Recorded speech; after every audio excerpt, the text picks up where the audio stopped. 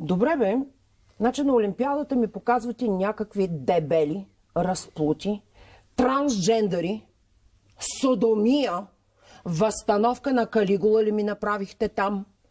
Какво искаш да видят това младо поколение, когато вижда, че на най-високата трибуна на спорта, не на цирка и на театъра, те и Дюсолей не биха си го позволили това, защото са цирк.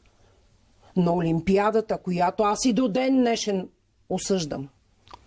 Какво да видите, Олимпиадата в Париж миналата година? Точно така.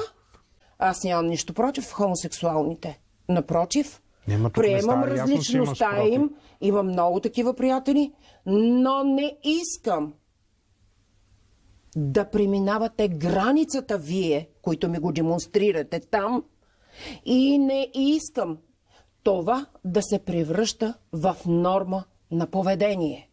Окей, мен не ме интересува какво става под чаршафите ви. Нали? Уважавам го и не се бъркам във вашето пространство. Но не го налагайте като политика световна, това, което направиха демократите в Америка. И слава Богу, че дойде един, който каза, че има два пола. Тези два пола е мъжки това? И женски. Аз се да ти кажа кой го отрича. Тоалетни в чужбина виждам за различен пол, да се чудя къде да влезна по дяволите.